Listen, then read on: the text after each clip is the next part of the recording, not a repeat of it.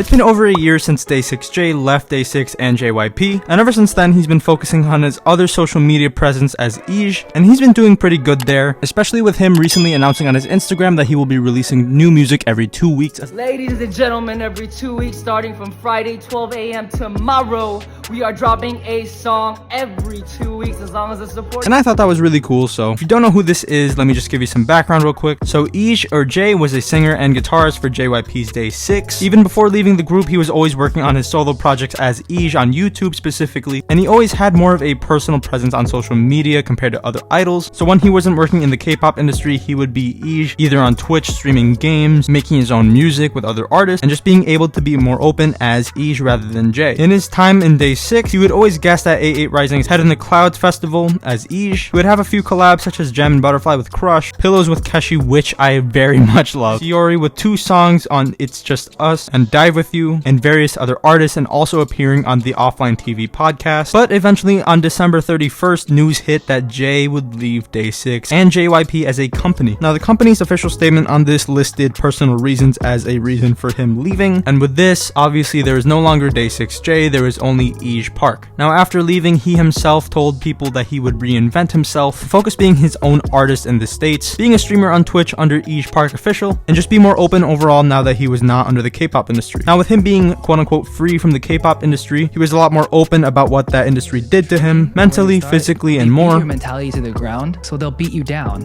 until you're just clay again, and then they'll mold you, and they'll take full control after that.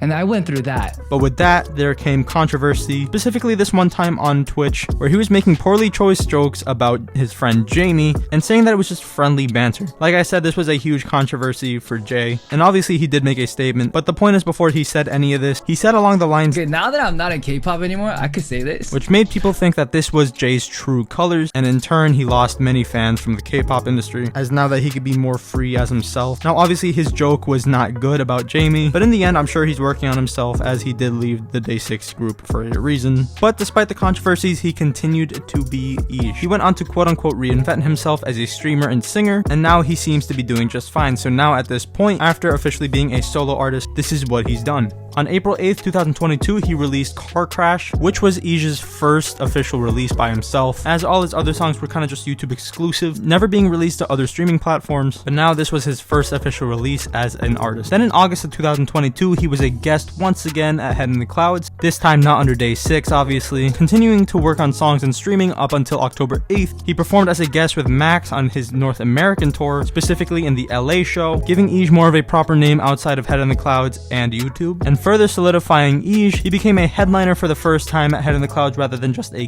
guest for 2 of the Head in the Cloud festivals, the first one being in Jakarta, Indonesia, and then in Manila, Philippines. And furthermore, in between the 2 Head in the Cloud shows, EAJ would go on his first solo tour in Asia, starting in Taipei on December 6th and in Singapore on December 8th, while also releasing his second official song called Typical Story the same day as his Singapore show. So just to recap that real quick, he had a Jakarta festival, did his own 2 shows, and then had another festival show in Manila within the same week. Then on January 6, 2023, he collabed with Riot Games and Valorant to be the vocal on the song Visions, which was featured on this animated short that Valorant made for their characters, and honestly it's one of my favorites from EAJ. Then on February 3rd, 2023, he released his first EP called Smiling in Insomnia, and this is where I really feel like EAJ's career started being an actual career. This had a heartbreak / loss-esque vibe to it, and honestly I really like it, and he did post on his story something along the lines of "This is where it begins" for EAJ. So it's just kind of cool to see his progression from leaving Day6 to basically now, where he released his first full EP without JYP's help. Then to just cap it off real quick, on February 6, 2023, he released something called